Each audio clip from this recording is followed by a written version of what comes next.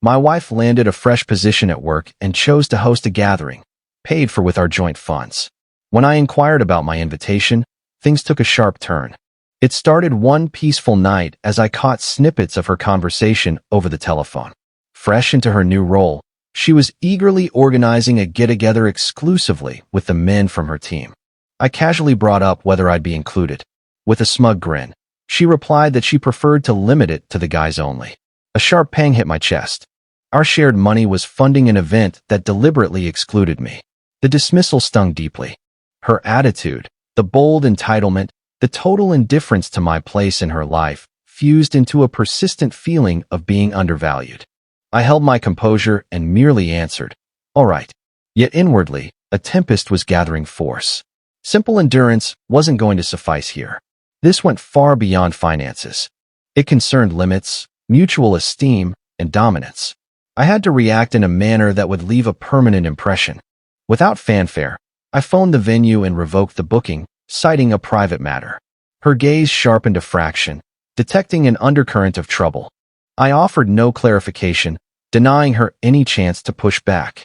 Maintaining steady poise, I settled at my workstation and powered up my computer. Divorce documents. I prepared them with precision, ensuring each sentence held weight and intent.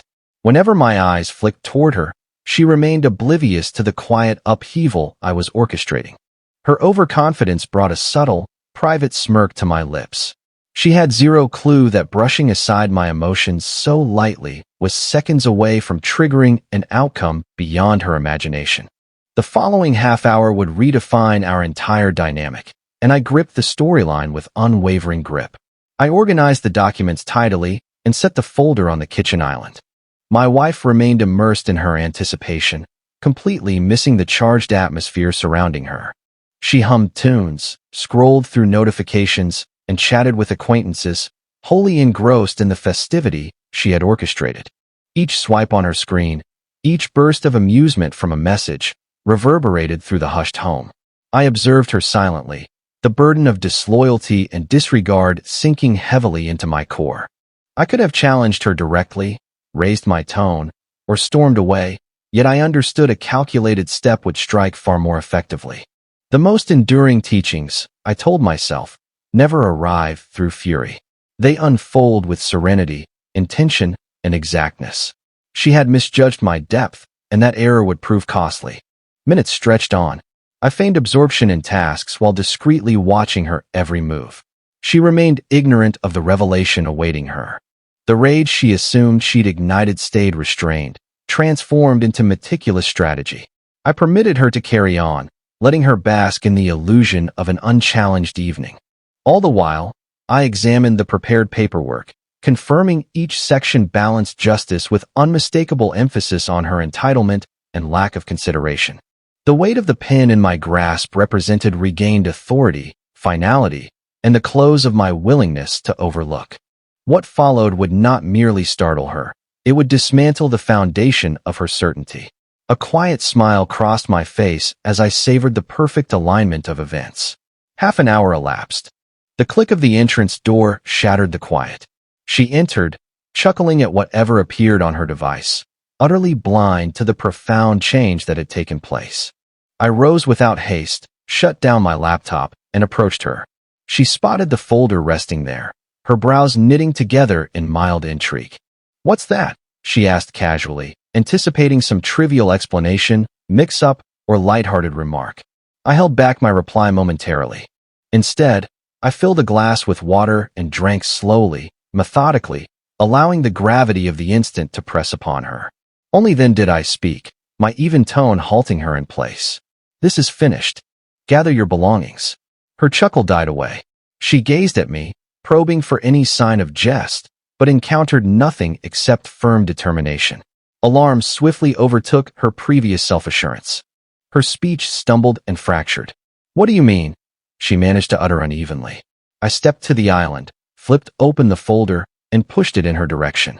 The appearance of the legal forms caused her pupils to dilate in shock.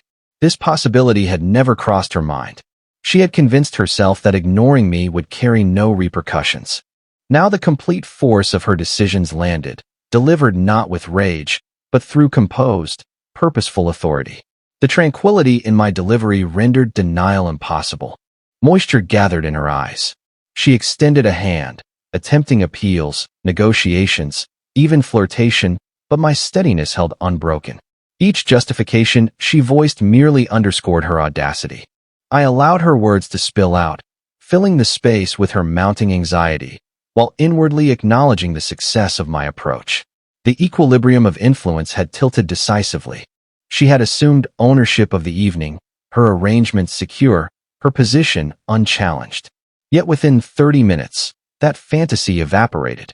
I had reclaimed command silently, without theatrics, permitting the natural fallout of her overreach to reveal itself. I spoke gently.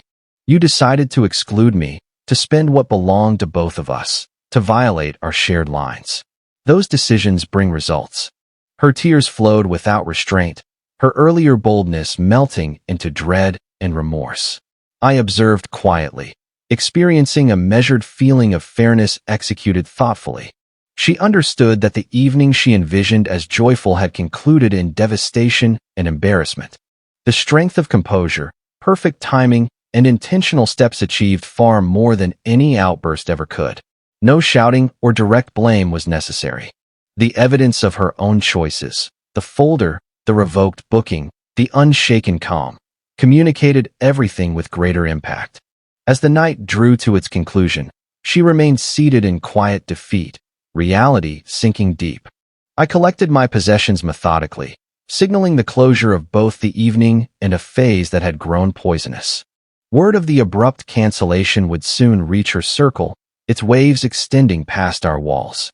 Above all, she absorbed, in the most unmistakable and immediate manner, that entitlement and disregard invariably demand payment.